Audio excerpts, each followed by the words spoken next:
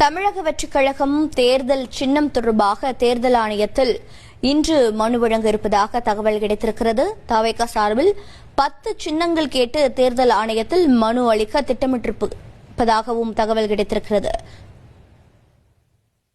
தவேக தேர்தல் சின்னம் தொடர்பாக தேர்தல் ஆணையத்தில் இன்று மனு அளிக்க இருப்பதாக தகவல் தற்போது கிடைத்திருக்கிறது. இது பற்றிய விவரங்களை செய்தியாளர் மணிகண்டன் வழங்கிட கேட்கலாம். மணிகண்டன், வணக்கம். தவேகாவின் திட்டம் என்ன? எந்த 10 சின்னங்களை கேட்டு இவர்கள் மனு அளிக்க இருக்கிறார்கள்? விவரங்களை பதிவு பண்ணுங்க. தேர்தல் ஆணைய விதிமுறைகளின்படி ஒவ்வொரு ஆண்டுமே அந்த அசம்பிளியுடைய டேர்ம் பீரியட் எக்ஸ்பயர் ஆவதற்கு 6 மாதத்திற்கு முன்பாக பொது சின்னங்களாக இருக்கு, அதாவது அங்கீகரிக்கப்படாத கட்சிகள் பொது சின்னங்கள்ல தான் அந்த தேர்தல்களை போட்டியிடுவார்கள்.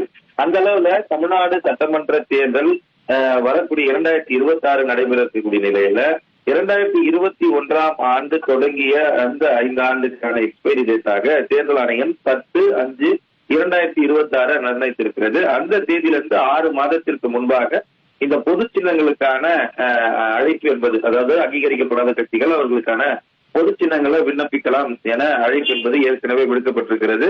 10B reservation and allotment order 1968 படி இந்த நடைமுறை என்பது பின்பற்றப்படுகிறது.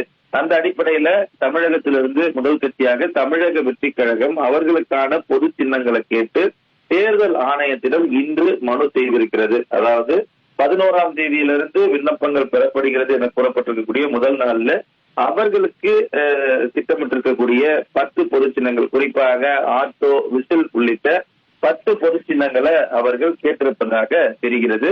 மொத்தமாக இந்த பொது பட்டியல்ல, அதாவது ப்ரீ சிம்பிள்ஸ் என கூறுவார்கள், அதுல 180க்கும் மேற்பட்ட சின்னங்கள் இருப்பதாகவும் அதுல அவர்களுக்கு தேவையான 10 சின்னங்களை கேட்டிருப்பதாகவும் தெரிவிக்கப்பட்டிருக்கிறது. அதற்கான மனுவை கட்சியுடைய இணை பொதுச் செயலாளர் CTR நிர்மல்குமார் நேரடியாக டெல்லி சென்று தேர்தல் ஆணையத்துல மனுவாக அளித்திருக்கிறார்.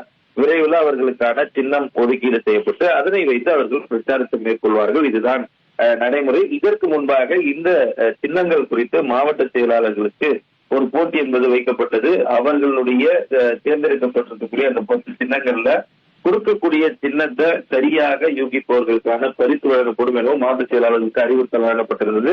அந்த அடிப்படையில மாவட்ட செயலாளர்களும் ஒவ்வொரு மாவட்டத்திலிருந்து யூகத்தின் அடிப்படையில கையாலேயே வரைந்து அந்த சின்னத்தை கொடுத்திருக்கின்றனர். இதுல எந்த சின்னம் தேர்ந்தெடுக்கப்பட போகிறது என்பதையும் அதிகாரப்பூர்வமாக தேர்தல் ஆணையத்தின் அறிவிப்புக்காக காத்திருக்கிறது.